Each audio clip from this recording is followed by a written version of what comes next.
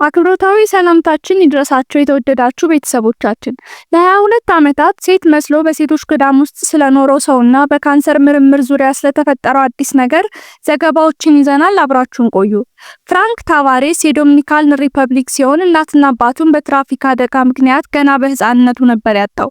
ተንከባካቢ ቤተሰብ ያጣው ይህ ህፃንም በአቅራቢያው ወደሚገኝ አንድ የሴቶች ገዳም ያመራል። በገዳሙ ውስጥ የነበሩ አንዲት እናትም ወላጆቹ የሞቱበትና የሚንከባከበው ሰው እንደሌለ በመረዳት አብረውት እንዲኖሩ ይፈቅዱለታል።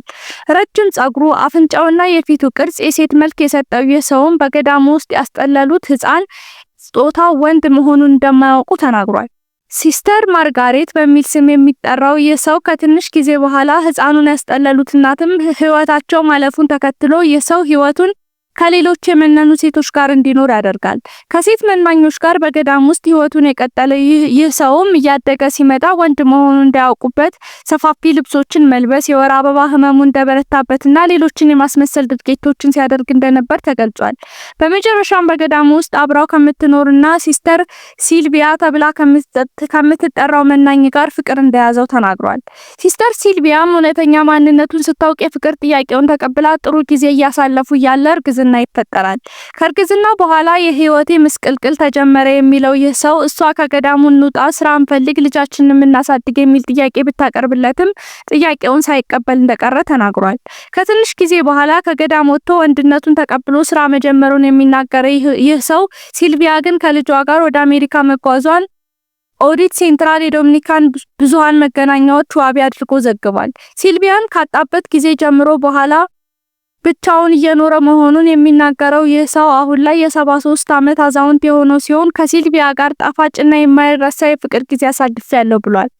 ፍቅር፣ እምነት፣ ተስፋ አንድ ላይ ይኖራሉ። ከሁሉም ግን ፍቅር ይልቃል እንዲል መጽሐፉ ገዳማውያኑ ከእምነታቸው ይልቅ ፍቅር አላስችል ብሏቸው ወላጅ ለመሆን ችለዋል። ለመሆኑ የተወደዳቸው የኢትዮ መረጃ ቤተሰቦች ስለዚህ ጉዳይ ምን ትላላችሁ? ሀሳባችሁን ኮሜንት መስጫው ላይ ገለጹልን።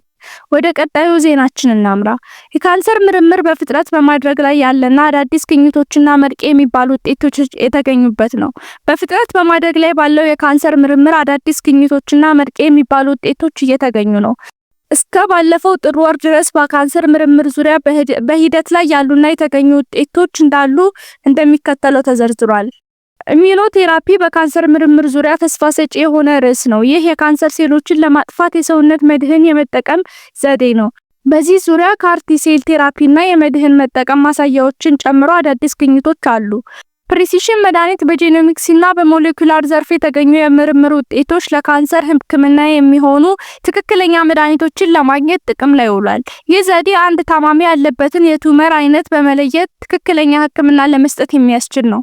ሊኩዊድ ባዮፕሲስ እንደ ሽንት ወይም ደግሞ ምራቅ በመሳሰሉ የሰውነት ፈሳሾች ውስጥ የካንሰር ባዮሞሌኩልን በመተንተን መሳሪያ ወደ ሰውነት ውስጥ ሳይገባ ካንሰርን ለመከታተልና ለማከም የሚያስችል ዘዴ ነው።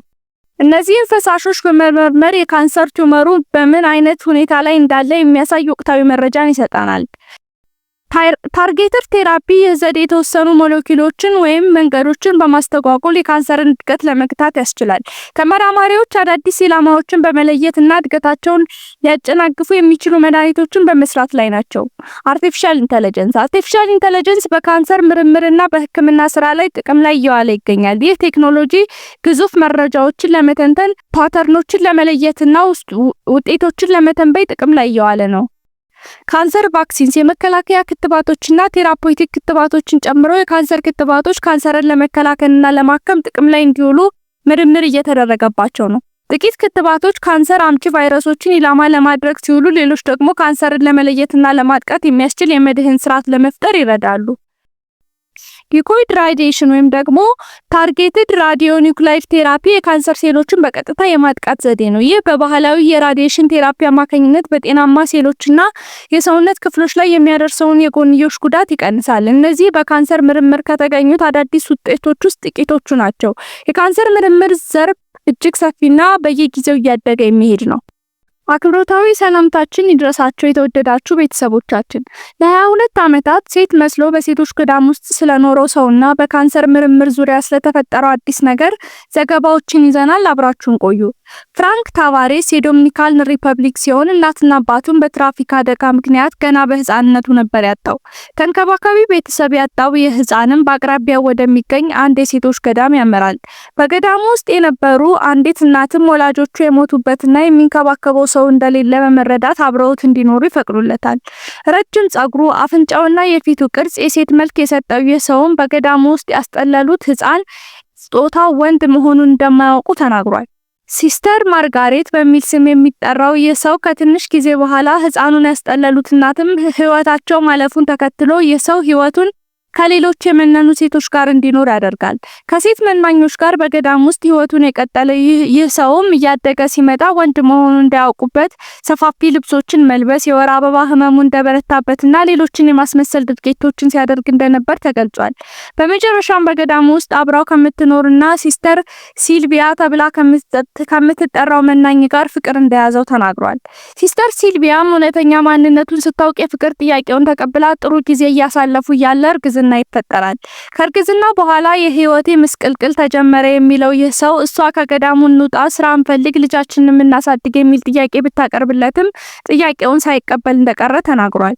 ከትንሽ ጊዜ በኋላ ከገዳም ወጥቶ ወንድነቱን ተቀብሎ ስራ መጀመሩን የሚናገረው ይህ ሰው ሲልቪያ ግን ከልጇ ጋር ወደ አሜሪካ መጓዟን ኦዲት ሴንትራል የዶሚኒካን ብዙሃን መገናኛዎች ዋቢ አድርጎ ዘግቧል።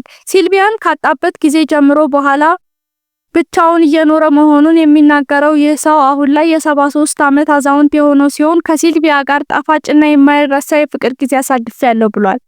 ፍቅር፣ እምነት፣ ተስፋ አንድ ላይ ይኖራሉ፣ ከሁሉም ግን ፍቅር ይልቃል እንዲል መጽሐፉ ገዳማውያኑ ከእምነታቸው ይልቅ ፍቅር አላስችል ብሏቸው ወላጅ ለመሆን ችለዋል። ለመሆኑ የተወደዳቸው የኢትዮ መረጃ ቤተሰቦች ስለዚህ ጉዳይ ምን ትላላችሁ? ሀሳባችሁን ኮሜንት መስጫው ላይ ገለጹልን። ወደ ቀጣዩ ዜናችን እናምራ። የካንሰር ምርምር በፍጥነት በማድረግ ላይ ያለና አዳዲስ ግኝቶችና መርቄ የሚባሉ ውጤቶች የተገኙበት ነው። በፍጥነት በማድረግ ላይ ባለው የካንሰር ምርምር አዳዲስ ግኝቶችና መርቄ የሚባሉ ውጤቶች እየተገኙ ነው።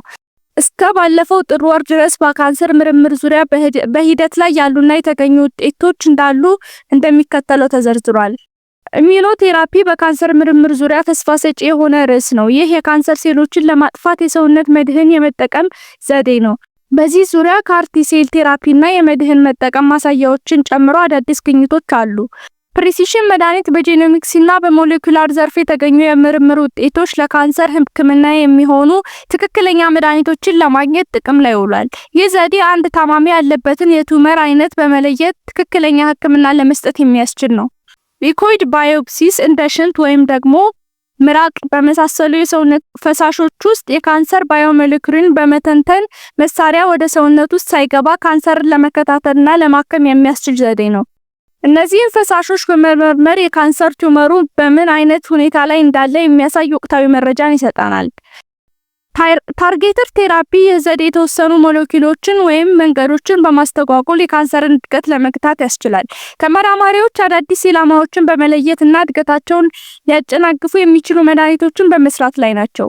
አርቲፊሻል ኢንተለጀንስ በካንሰር ምርምርና በሕክምና ስራ ላይ ጥቅም ላይ እየዋለ ይገኛል። ይህ ቴክኖሎጂ ግዙፍ መረጃዎችን ለመተንተን፣ ፓተርኖችን ለመለየትና ውጤቶችን ለመተንበይ ጥቅም ላይ እየዋለ ነው። ካንሰር ቫክሲንስ የመከላከያ ክትባቶችና ቴራፖቲክ ክትባቶችን ጨምሮ የካንሰር ክትባቶች ካንሰርን ለመከላከልና ለማከም ጥቅም ላይ እንዲውሉ ምርምር እየተደረገባቸው ነው። ጥቂት ክትባቶች ካንሰር አምጪ ቫይረሶችን ኢላማ ለማድረግ ሲውሉ፣ ሌሎች ደግሞ ካንሰርን ለመለየትና ለማጥቃት የሚያስችል የመድህን ስርዓት ለመፍጠር ይረዳሉ።